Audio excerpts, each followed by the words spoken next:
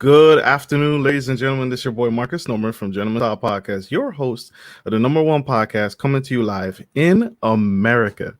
And today, I want to thank you all for tuning in to this live episode as we bring on a very dynamic, very special, very integral, very personable, down-to-earth, smooth lady and goddess who is here to come and take the stage and answer all your sexual relationship needs and questions, and just remove the veil for us as we dive into something that is not talked about enough, because we may be scared, we may be nervous, we may be wondering, how do I talk to my mate? How do I talk to my partner? How do I talk to my own body?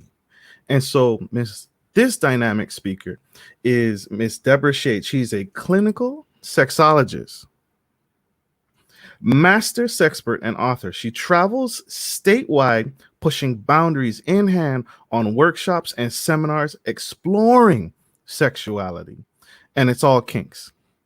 She lives in Columbus, Ohio, where for 10 years she has hosted events, opportunities for individuals 18 and plus, obviously, to learn more about modern day sex education. She consults individuals and couples to their most orgasmic experiences through results-driven consultations. Deborah is the author of several intimacy courses, including a program for individuals to become a sexpert. She's also the author of the Sex Journals, a series based on her real life escapades. Find out more about Deborah today on Gentleman Style Podcast. I am not going to hold her back any longer. So my audience, please welcome Miss Deborah Shade to Gentleman Style Podcast, my special guest. Thank you. Thank you. Thank you. Yeah. Hello. Absolutely. Miss Shade, thank you for joining us today. Thank you for joining us on the podcast. My audience I've been getting messages all week about you. Awesome.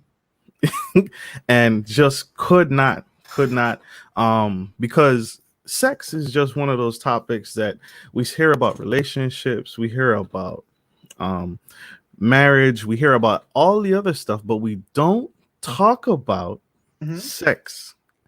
And so you're here today. First off, I want to ask you, what is a sexologist? Okay. A sexologist is someone, a clinical sexologist is someone who knows the anatomy and knows the structure of an orgasm and what happens in the body for an orgasm. And a sexologist is a person who can provide therapy on the topic of sex. So as a clinical sexologist, I can do everything except prescribe medication. Oh, snap. So top to bottom, stem to stern, and to get us that orgasmic experience. Why is a sexologist, a clinical sexologist, is important? And why we, because as a culture, as a people, we don't talk about therapy. We talk about consultation, we talk about going to church, we talk about getting outside help, but we never mention a sexologist. Why is a clinical sexologist like yourself important to relationships?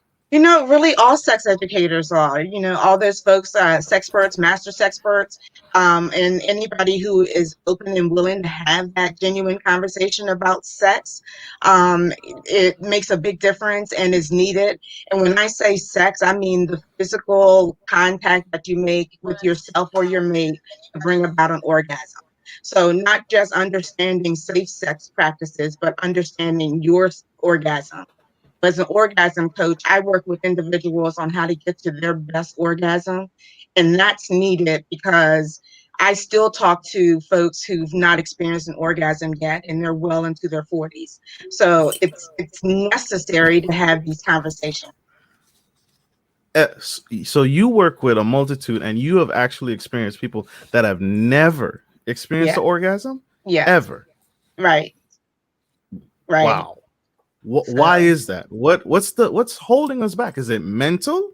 Is it Well, sometimes physical? a big part of it, a person might be in their head, I'm too heavy, I'm not pretty enough, my breasts are flopping. They could be in their head about, are the kids listening?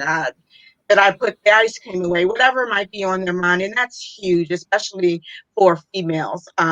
It takes a lot longer for us to clear the plate to be able to be sexually active. So knowing that you have to be able to do that foreplay and that switching of the mindset. And a lot of folks don't put in that time. So the person is not warmed up enough to actually be, you have to be aroused and you've got to be able to experience that. And for vulva-born individuals, penetration really doesn't activate anything within the vagina from beyond the opening into the cervix. So a lot of times, if all you're doing is the missionary position or you're doing just thrusting, then the vulva owner is probably not going to have an orgasm. 93% of us need clitoral stimulation in addition. So it's just a matter of being embarrassed to tell your mate that's what you need, scared to be asking for what you need, not knowing there's something better out there. There's just a whole bunch of different reasons why someone could not have experienced an orgasm. Wow. Wow. And you said 93%. Hmm. 93. That's not a small number. No, 93% are not experiencing orgasm. 93% are not talking about what you need to right, stimulate me. right. Oh my Yeah. gosh. Oh my gosh. You guys like, share, and subscribe. We have an opportunity here with Miss Deborah Shade to explore the mind, body, and spirit and make that connection, and make that sexual connection within ourselves and with our mates. Please share this episode. We have to get her out. We need to get her out to the world. She's already out there. She's already out there. Just saying. But I had extensive review. Her resume is long, and we need her. We need her. We need this. So your sessions, you teach a hands-on workshop, correct? Hmm. Yes. How hands-on are we getting in this class? We are physically following through on the action. So if the course is 10 female orgasms, females have the opportunity to experience all 10 of those orgasms. A lot of what I do in open play spaces, so that people can feel free to explore because, there's sex laws and that kind of thing. So we have certain locations that we can be open and free. You can either participate or not participate. You could take notes and practice it in your own space, but it is an opportunity to have me be right there and be able to instruct on whatever might be happening. And so you're coaching through that sexual experience. You're coaching to achieve that Mhm. ultimate orgasmic experience. You said Right. 10 times. Right. 10 times. Now, not all sexologists do what I do. I've chosen to focus on orgasms. So some might be practicing yoni or tantra or specializing in couples therapy. Just so you know, I've just chosen to concentrate on orgasms. So it's really hard to be able to explain the benefits of an orgasm if you've not experienced it for yourself.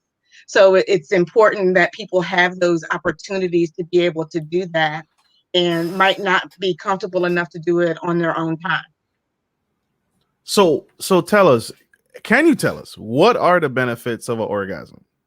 There are a lot of benefits for an orgasm. First, a lot of folks get upset with me when I say this, but the excuse of a headache really does not work when it comes to not wanting to have sex and or an orgasm. Ooh. In fact, an orgasm can cure a headache because it allows your body to relax and that tension in your neck and your head is relaxed. And so that you're being able to have more open flow with like oxygen and your breathing is more deeper and you're able to just relax into the orgasm itself.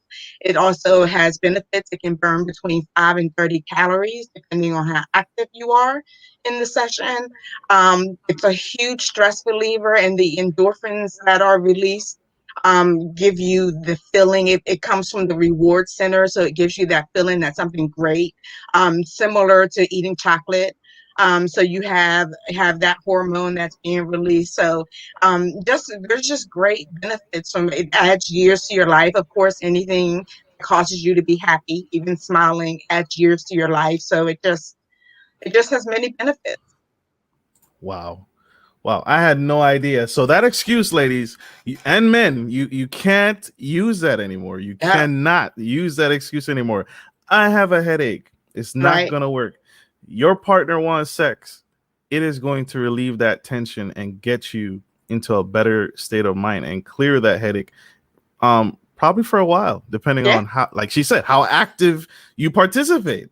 I forgot one. Another thing that it is a natural antihistamine. If you're feeling like a sinus infection coming on, or if you're stuffy, if you perform cunnilingus and go through that whole experience, it literally clears your sinuses, which is a lot of times if you've ever experienced while you're going down on somebody, your nose starts to run.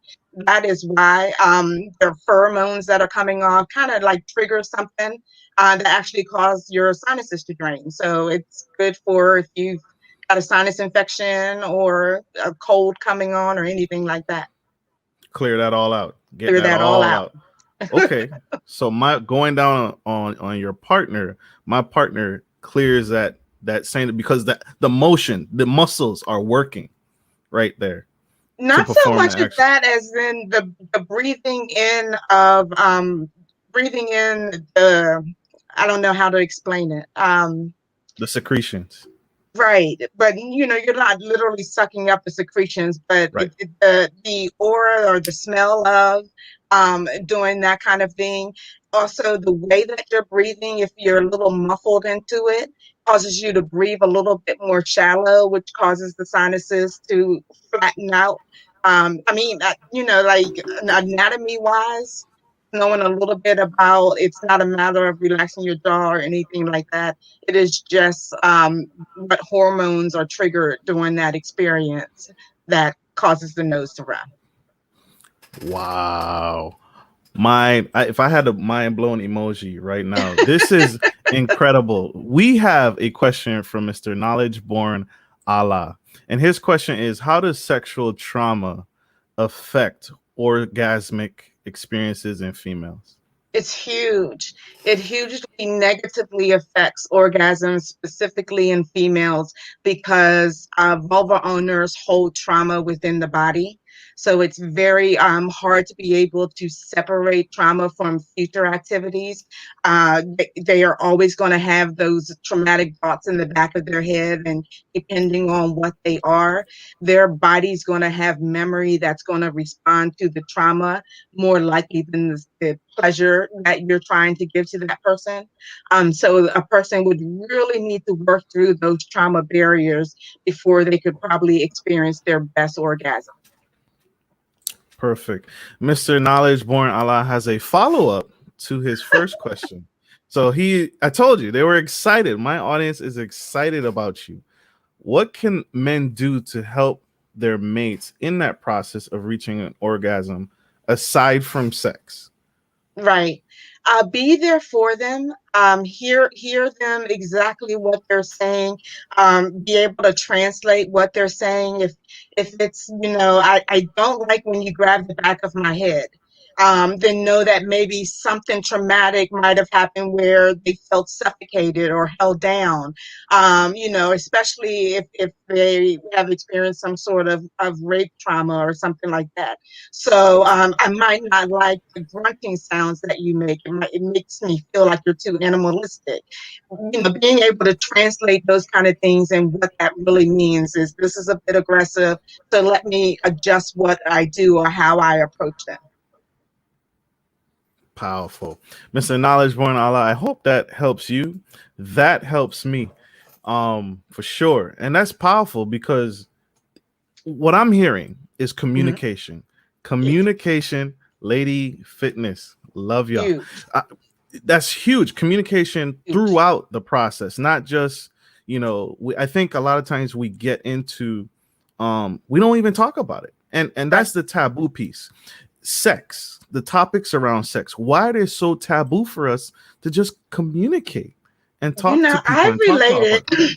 I actually related back to slavery, and I don't know if it's too deep for folks to understand, but we've got to remember there was a time, especially for African Americans, where having sex wasn't allowed.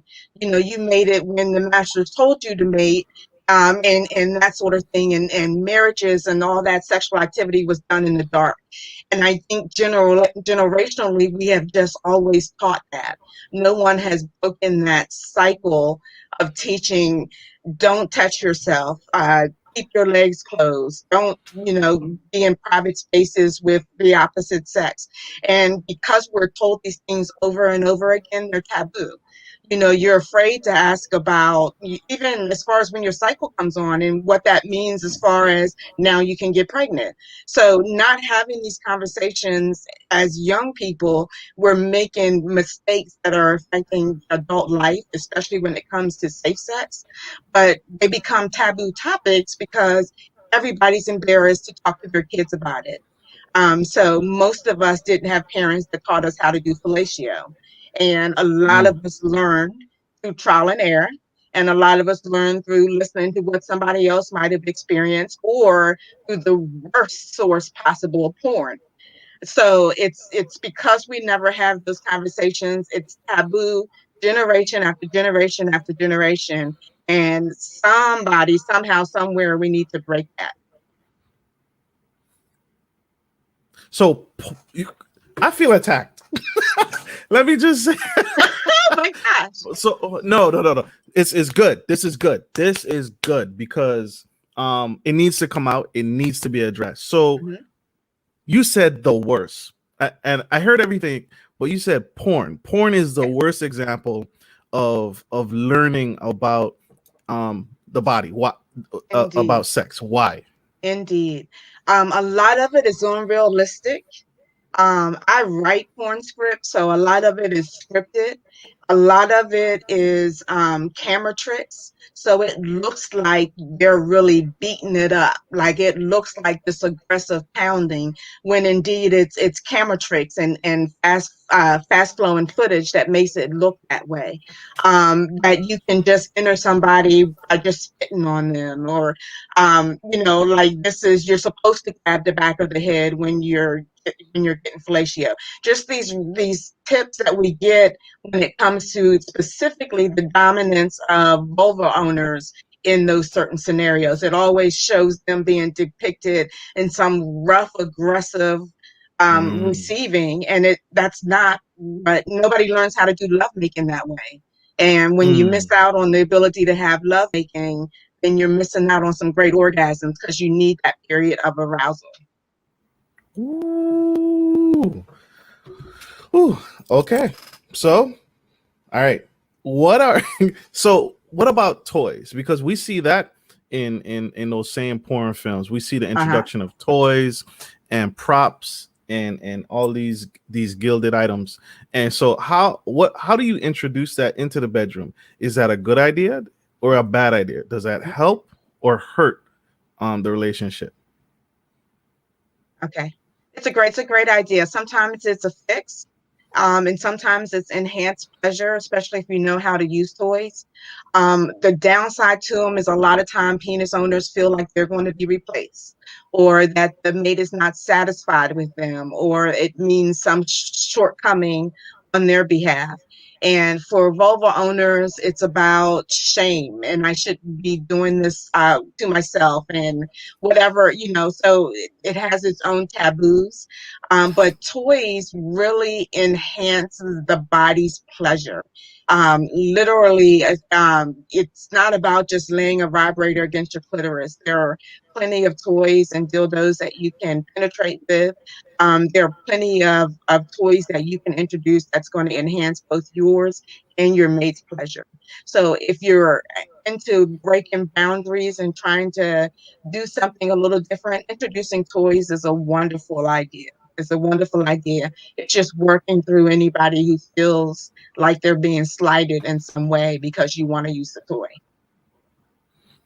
Okay. So toys are a good thing. It's just Great breaking through thing. that barrier and getting past that mental block that Yeah, he or she may have about the yeah, negativity or the negative stigma. So it's Right, for sure. Even communication. the vibration sound of vibrators is a bit intimidating and is a bit much for individuals. So turning the vibrator on in a safe space first might be a good idea so that you're not shocked when the vibrator comes on in the midst of this arousal and you're ready to play with the toy and then blaringly the vibrator sound comes out. So even that could throw somebody off. And it's a matter of working through those kind of things in order to find the pleasure in using toys. Wow. Wow. We have another question Mhm. from Patience Dean on YouTube. How do you keep sex exciting in a marriage? You got to keep doing it. Don't give up. I suggest people have sex at least 3 times a week. Keep it interesting. Don't do the same positions over and over again. Find things to shake it up. Have sex in different places in your home. Don't have sex in the bed all the time. You know, there's tables, there's the couch, there's the floor, there's all areas of the house. Spontaneity is great when you're able to just take somebody as soon as they walk through the door or while they're cooking or whatever it is. But that spontaneity is a great way to keep it fresh. But have great ideas, whether you role play or whether you introduce the sex toys, whatever that might be, have those communication skills to be able to set the scenario up and then definitely enjoy that. So spontaneity 3 times. Here Three it times is. a week is my suggestion to folks. If you're not having sex 3 times a week, then masturbate 4 times a week. So up the dosage. This is actually a prescription. That's when it's really great for you. Like I tell men, masturbate and as much as you want to masturbate it, it's not going to hurt anything. You're not going to over masturbate. You Go can blind. break your penis, you can fracture your penis, but if you're masturbating to the point of your particular pleasure, there's nothing wrong with that. So even if you masturbated 2 or 3 times a day, that's awesome. When you're missing work because you're masturbating, that's a problem. So you Mm. want to make sure you're being realistic with it. If you're not able to have sex 3 times a week, definitely make sure that you're masturbating. You are going to kill me, but my battery is running low. You're It was fine. You're absolutely my, fine. it was fully charged and now it's running low. Pooh. No I might have to. problem. I'm gonna have to go get my charger Okay. because I don't want to That lose you. no, that's problem. Go ahead. Get your charger, So please. grab some questions while I'm gone. Absolutely. Awesome. So, y'all, this is powerful. This is incredible. You are not going to get this anywhere else. You're absolutely not going to get this dynamic speaker. This is Miss Deborah Shade on Gentleman Style Podcast. And so, you all are asking some very great questions. Please like, share, and subscribe, and tune in and share and ask those questions. These are the questions that are not discussed. These are the questions that are not talked about ever in talking to couples and talking to members of the opposite sex and same sex. These are the things that are not discussed, and we need to do a better job in discussing the things that make us uncomfortable, because getting uncomfortable is going to push us and grow us. And you all know me, you all are my listenership, you all know that getting uncomfortable and growth are my biggest mindset topics that I like to talk about. And so please tune in, please subscribe, please share this message so that the word can get out and so that we can grow and educate and be able to get to a better place relationship wise. So you guys get some water, refresh yourselves. You gotta take a quick bathroom breaks. Still gonna love you when you get back. Miss Deborah Shade went to go get her charger. And if you are tuning in, this is Gentleman Style Podcast. We are on Spotify, iHeartRadio, iTunes, radio.com, YouTube, Facebook, Instagram. We are on all major platforms where audio and video can be heard and experienced. So thank you all for joining us in the show. And we are taking an intermission while Miss Deborah gets her phone charger, gets her computer charger, laptop charger. Or gets her So shit together, right? you are together. There You we are go. together. You are getting us together. I am so sorry about that. That's insane. Not at all. This is still a family show. And so we did get some questions. Awesome. Miss Patience Dean is on fire. She came Awesome. back. Is role playing okay in a marriage? Yes, yes, that's awesome. Somebody be the captain, somebody be the sailor. Um, it adds excitement. Anytime you can add excitement is a plus. Absolutely. So there you go, Patience. Role playing, Pirates of the Caribbean, cops and robbers, good cop, bad cop, whatever you want Right. to do. That's it spices up that relationship, it spices up that marriage. It sure does. You We got another question from the this question is from Nikki Lewis on YouTube. She is checking in and she's asking, you have to have a partner that, well, it's a statement. You have to have a partner that you're sexually attracted to enjoy sex and relieve symptoms. Sexual attraction. That's what I'm hearing. Is sexual attraction. You must be sexually attracted to your partner. Very well said. Any comments, Miss Shade? Am I hearing the question to say, do you have to be sexually attractive to the person? I think that's what I'm hearing as well. It Okay. sounds like a statement, but I we think have you seen some people that are not you attracted. need to be attracted to the person, because you can't have your best orgasm without arousal. So if you can't get aroused, you're probably not going to have a great orgasm. So I think you should definitely make sure you're attracted to the person. Absolutely. Miss Shanique came back and she asked, what are other ways to improve sex in the marriage other than role playing and toys? Techniques. Some people don't know what they don't know about particular techniques. I have like demo stuff in front of me. I don't know. Can folks see? They can. They can? Awesome. Yeah. This thing here is a clitoris. It is the full clitoris. So you see here, this is the part on the outside of the body that you see. And these are the internal legs, and these are the skin glands. If you know how to play around with this, you are able to bring different types of orgasms to a vulva owner. Understanding the different levels of orgasms and the different possibilities adds excitement to it, because you're not hitting the same spot, doing the same orgasm over and over again. So knowing that, this is why like grinding feels great, because you're rubbing against the internal parts of the clitoris. So a lot of people think the clitoris is just that little bit that you can see. So, but knowing how to play around with the rest of the clitoris can add a different type of orgasm. Wow. So that was she's prepared, y'all. She had props and I do have props my and little demo up here, because sometimes people, you don't know. I don't know. You're right. You're So so I right. always would rather share more information than to hold on to something. I guarantee you that there are people who didn't know that.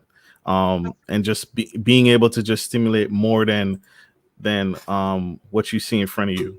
Exactly. That is incredible. Exactly. In your professional expertise, is multiple partners in the bedroom relationship a good idea? Is that opening the door for problems down the road, or just a higher level of intimacy? Mm-hmm.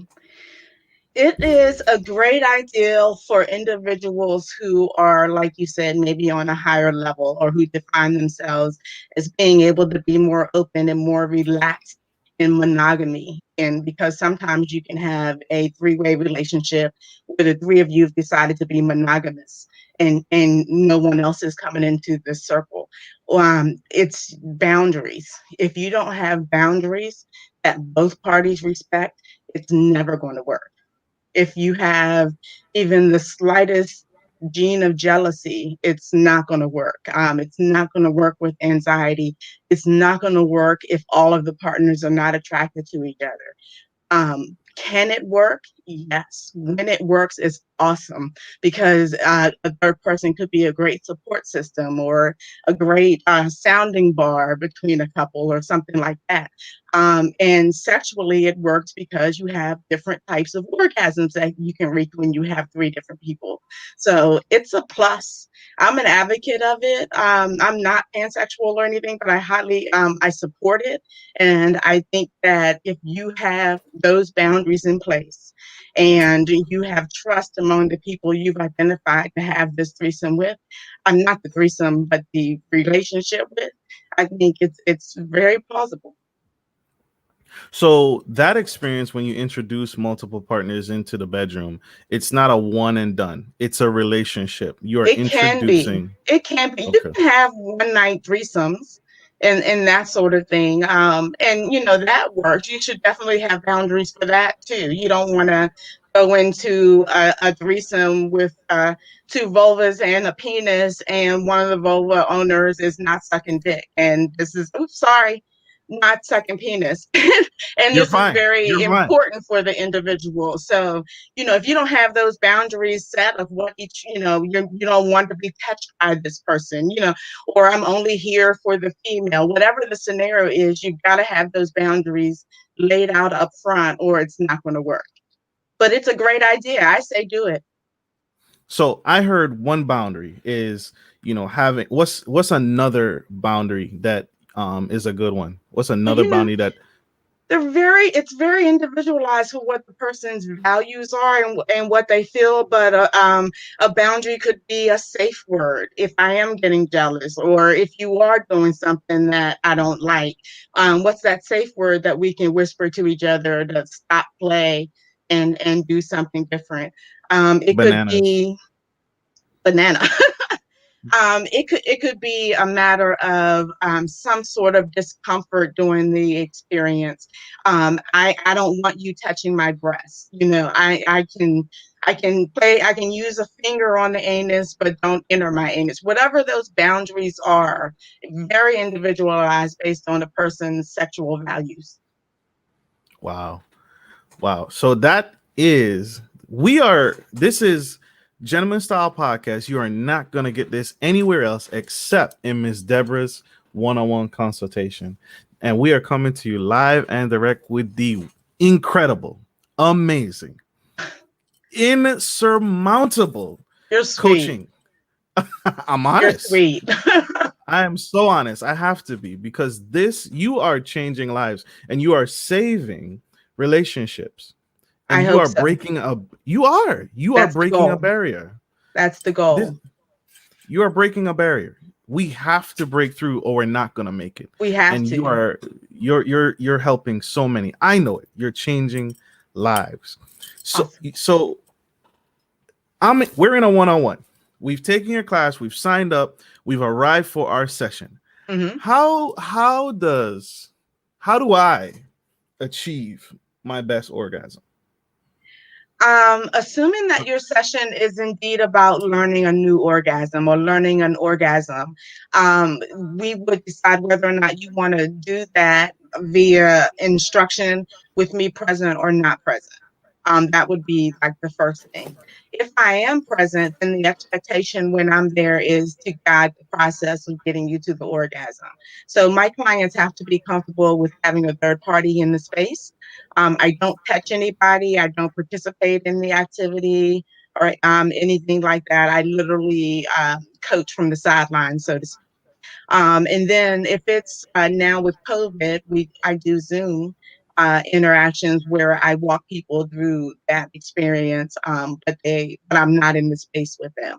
So it depends on what they want, especially if orgasm is the result. Sometimes it's relationship building, reestablishing intimacy, or creating lust, or whatever those topics. Those are usually Zoom face-to-face conversations that I have. Perfect. So a coaching session can have you in the room or not in the room. So you're on a microphone or via Zoom now No, and yeah. you're coaching. You're Yeah, coaching. right now I'm not holding any face to face. I'm hoping to be able to do that soon once we figure out what that's going to look like. But I'm Sorry not guys. doing that. Say it again. No, I said sorry to my audience. I'm saying sorry she's not doing it due to COVID. Blame Yeah, COVID, I'm y'all. only doing face to face now. And like sessions, I've done a couple of sessions already where folks have been sexually active while I'm doing it through Zoom and coaching from the sidelines. It really depends on that individual. Some people need hands-on, and they need to have that I want to make sure I'm getting my money's worth. I'm making sure I'm doing it right. So that's been my barrier during this COVID experience, is trying to get people to understand that you can get from my coaching the same experience, but there are some minor adjustments. So unfortunately, I can't be in the space with people right now, but hope to be doing it soon. Absolutely. Absolutely. Your book, when Hmm. your series, you have a series. You touch all the senses, I think. You touch all the senses. The Awesome. visual, the smell, your the audio, the visual. I am there with in the book, in the series. Awesome.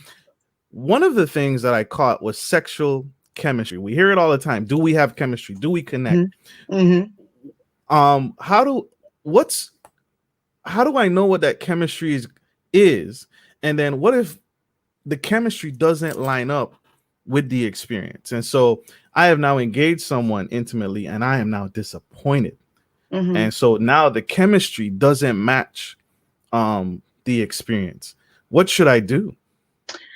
You got to count it as a loss.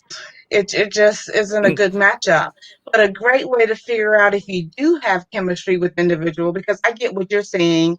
You guys get to a point where you're like, okay, we're going to have sex, and then it doesn't match with this. They used to say if somebody's dancing a certain way, you could tell what kind of lover they're going to, or basic on the way that you can move your body. Um, you might think you have that connection, and then it's the person might only want to do missionary, or what you might consider boring. So you know you might run into that scenario. But more importantly, I lost my train of thought. We are What talking were you?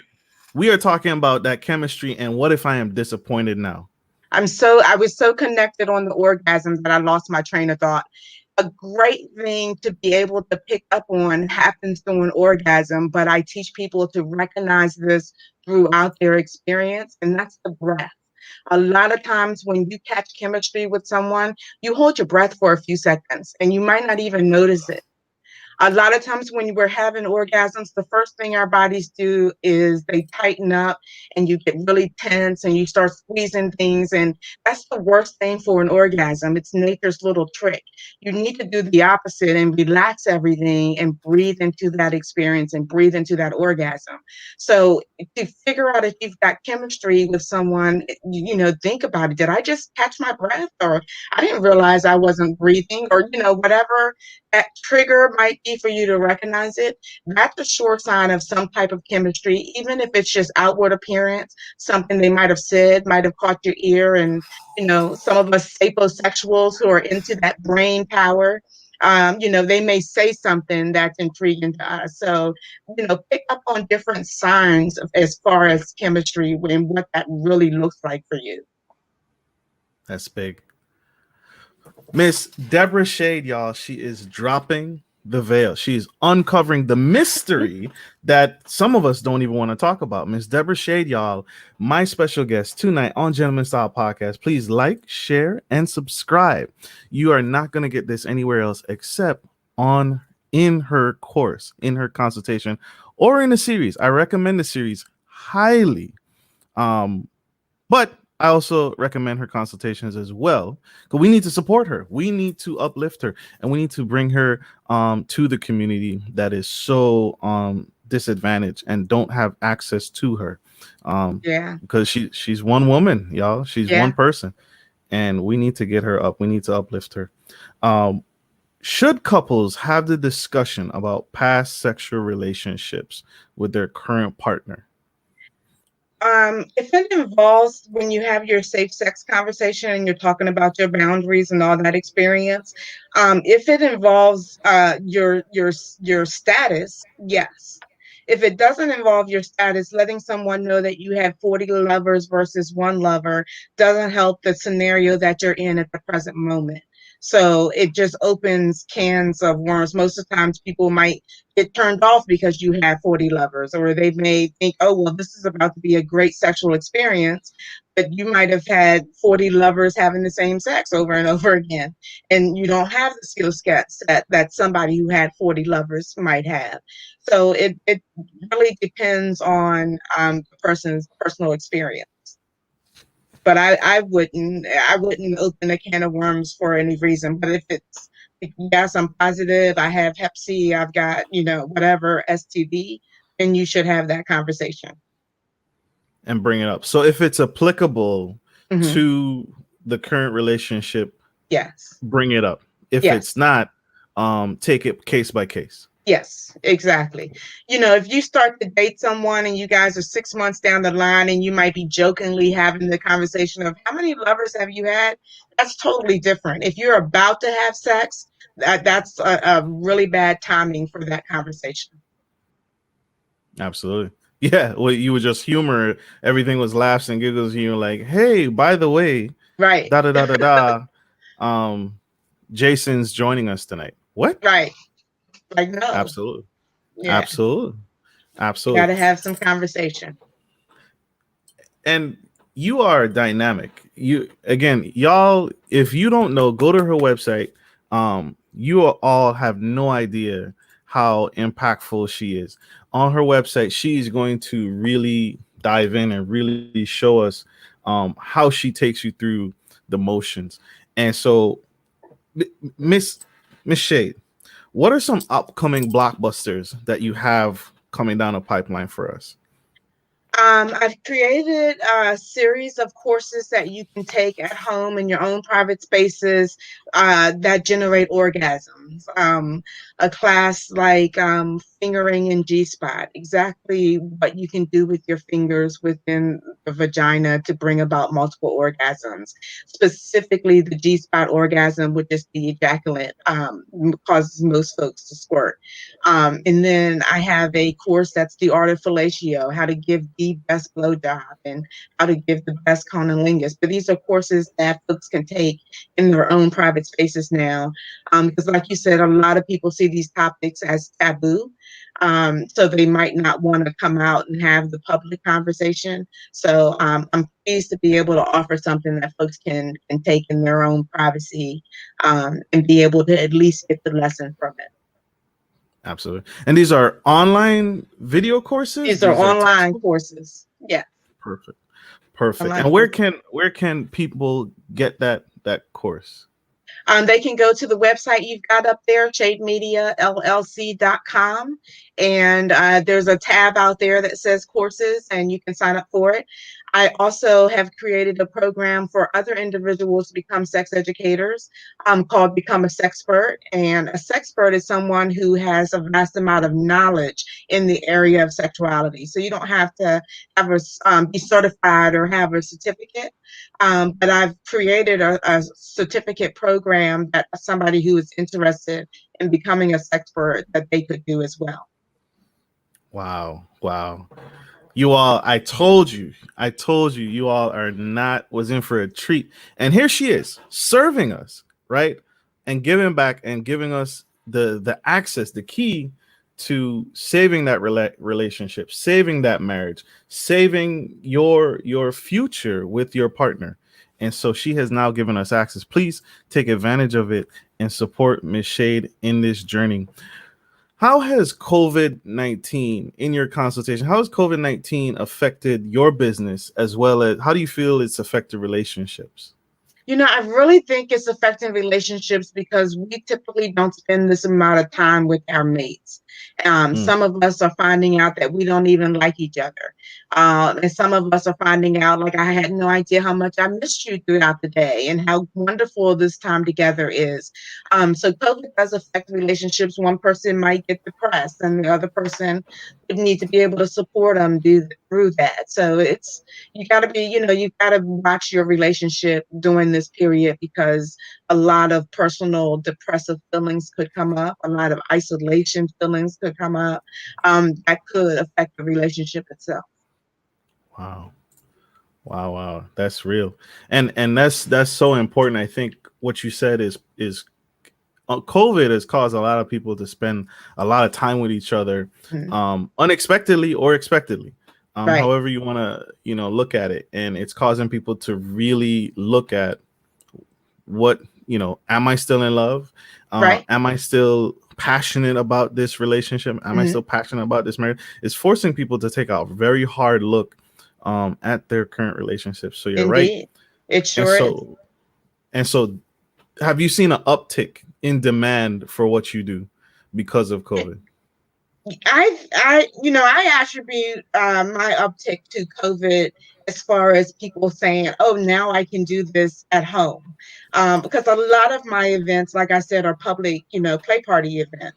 And then I have like conversations, like this Saturday, I'm having a sexy talk and play.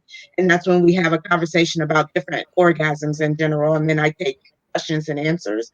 But a lot of that people can now do at home. And no one knows they're having this conversation. And we're doing it via Zoom, so they don't even have to show their face. So I think my uptick is because of that, because people can now do this in the privacy of their own home.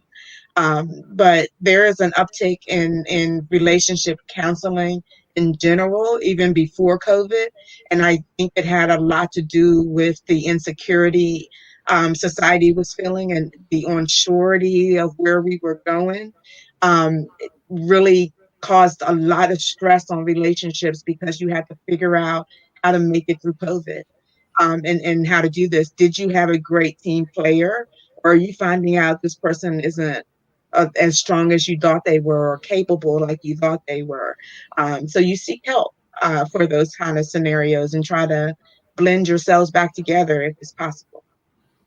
That's powerful. What is the G spot? And please tell Oh me you my have a prop gosh. for this. What is the G spot? I am sick and tired of that question. What is the G spot? I hope you have a prop for this. Well, I do, but it's not going to be very helpful. But okay, so the G spot is inside of the vagina. Okay, so this is the vagina. Right about here on the vagina. So if your person was lying on their back and they're presenting themselves to you this way, this is the bottom of the vagina. This is the tip where the clitoris is. When you go inside of the vagina, you want to have your finger right behind that area. And the first thing to know is, it's not a spot, it's not a button that you're looking for, like the clitoris. It's an area. So that entire area that is located right here above the hood is what you're going to be manipulating with your fingers. And that G spot feels a little rigid. It doesn't feel like the roof of your mouth. It has a little give to it, a little spongy feeling. So you kind of know that you're on it. It literally is rubbing against the backside of the clitoris. So this space in here is very sensitive. So if you're inside of the vagina, you're literally fingering the space that's in between the skin's gland. And the skin's glands are kind of like the balls. They hold the fluid that's going to be ejaculated. So it's all kind of connected together. But literally, it's 2 to 3 inches within the vagina. On most vulva owners, it's in the same place for all of us. Okay. Within, so if you go really deep and something feels great, but it's not quite squirting, that's the A spot. And that also is at the roof of the vagina. So you want to stay really shallow, almost as if you're going to fall out. Hopefully you're using lube, so it is going to be kind of slippery, so you'll feel like you're coming out. But stay in that area right there. That's where the G spot is.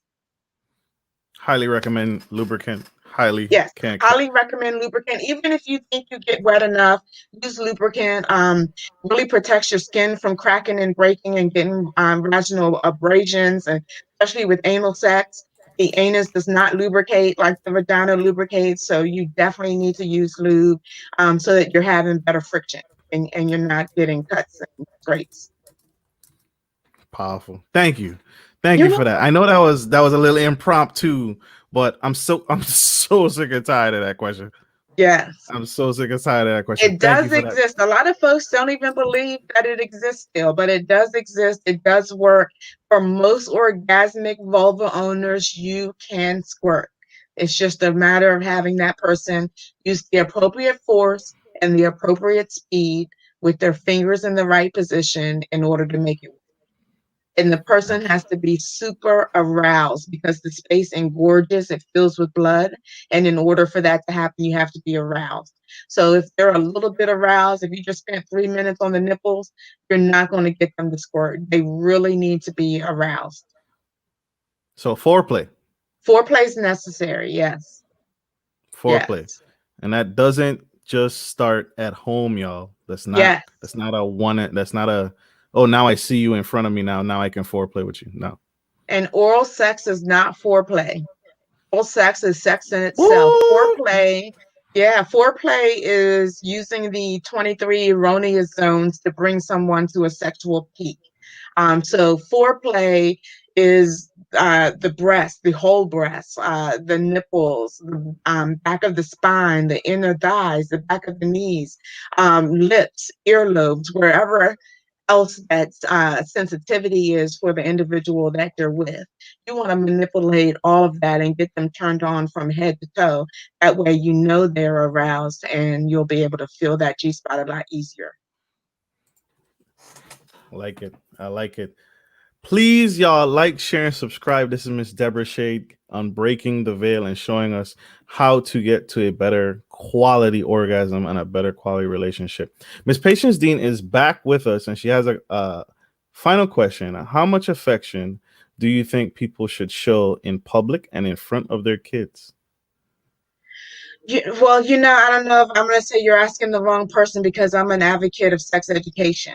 So I think our children need to be guided by example. If they never see you hug, if they never see you kiss, how are they supposed to learn those are affectionate things? If they never see you whisper to each other, how are they supposed to learn that that's affection? So they grow up not having that ability as well, and we repeat that cycle. So I'm an advocate of showing PDA in front of your kids and letting them know what love looks like so that they know what they're looking for themselves. And in public, I think you should be decent. What the average society sees as decent. I might have a particular belief and I believe it's decent. So I'm going to pull your penis out on this park bench because I'm okay with that. That's not what most society deems as decent. So as far as public PDA, keep it decent. Kissing, hand holding, walking with your hand in their back pocket, but not walking while you're just grabbing and pinching the ass or something like that. So, find that balance. Find that balance. Wow. Wow, wow. You're so right. Thank you, Patience Dean, for that questions. I hope you got answered. Do not get Astroglide. You'll be slipping all over the place. Uh, that's my Slippery is quick. good. Slippery is good. For a week, you'll be sliding all over the place for a week. Yeah. Miss Deborah, what Yes. 3 books would you recommend every man or woman should read? Of course, I'm going to say the sex journals. Maybe she is right. Hot Sex on the Platter and Queen Bee. I'm only kidding. Of course, I'm not kidding by my No, books, you. but I really think that books about not like anatomy, but books that talk to you about the way the body works are really good reads if you're into understanding, especially if you're into understanding where an orgasm comes from and all the little things that are triggered in your body when an orgasm happens. They've got those type of sex education books out there, so those are kind of fun for me to read. But for average people, Zane's still writing some really good, popular erotic stories. Um, I'm just into concentrating on my own work lately, so I really haven't read a lot of other people for quite some time. Okay, that's fair. No, that's real. That's real talk. So get her book, y'all. I can't say it enough. Get her book and continue to work on that relationship. Continue to work on the Yeah, intimacy within your relationship 3 times a week yes, minimum. it's work, but Doc you can do it. You can doctor's do it. orders. Yes. Doctors. Who are your heroes and why? Who are my heroes?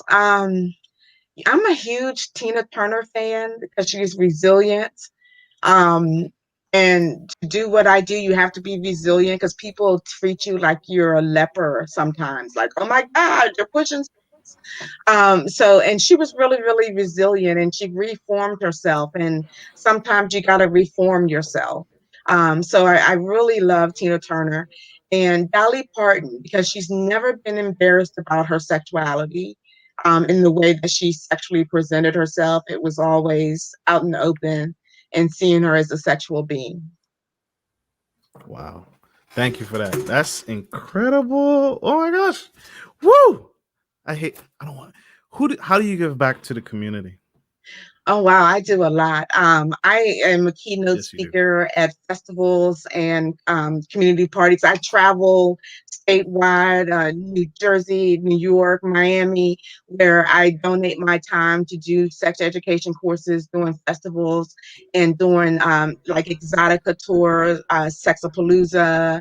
These are huge industry type sex industry. What's new as far as sex toys? Who's selling what in the sex industry, and those individual companies give back to communities. They donate monies, Planned Parenthood and other areas where you can do sex education, get free condoms, get free testing, and that sort of thing. You attend Sexapalooza? I attended Sexapalooza. I presented at Sexapalooza. Oh my god. See y'all. Buy the book. Tune in, like, subscribe, and get in Miss Deborah's course. You're not going to regret it. Sexapalooza is a big event. It's a Hmm. large event. Not just, and it's not what it sounds. It's also just like what we're talking about today. It's the education. It's not Hmm. just a free for all. It's an experience. Right. So Sexapalooza, Miss Deborah Shade, live and living color with us. Miss Deborah, I hate to see you go. How Oh, can my audience get with you? How can they connect with you and learn from you and grow? you guys can follow me on Facebook, Twitter, and Instagram at Shady on Top, and that's SHADEY on top. I'm always posting tips and suggestions, and hey, let me see if you've been thinking about this type conversations on my page. So definitely drop in and join the conversation.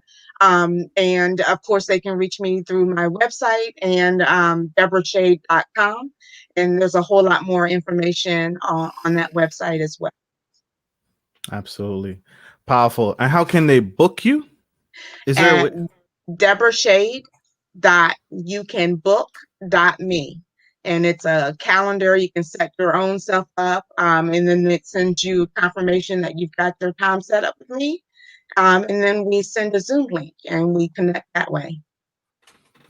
This is incredible. Miss Deborah, I thank you. My audience, thank you. You are dynamic, an Awesome. incredible author, an amazing speaker, and I appreciate you for everything that you're doing. And I appreciate the platform. Thank you so much for being open to having an honest conversation. we have to, Yeah, we have to. we have to.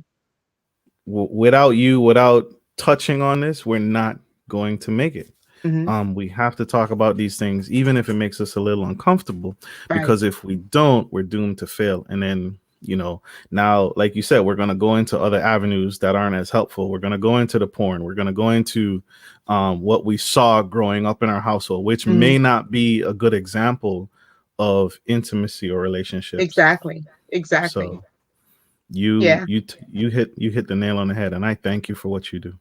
Thank you so much. I appreciate it. Absolutely. So, everyone, I want to say thank you. I adore you guys. You guys are appreciated. You guys are amazing. Thank you for tuning in to this episode of Gentleman Style Podcast. Thank you for tuning in today and supporting this journey as we grow together. And so, like I always say, this is Marcus Norman on Gentleman Style Podcast with Miss Deborah Shade, the incredible Deborah Shade. Like always, take care of your family, take care of your friends, and take care of business. This is Marcus Norman and Miss Deborah Shade signing off. Love you guys. Bye-bye.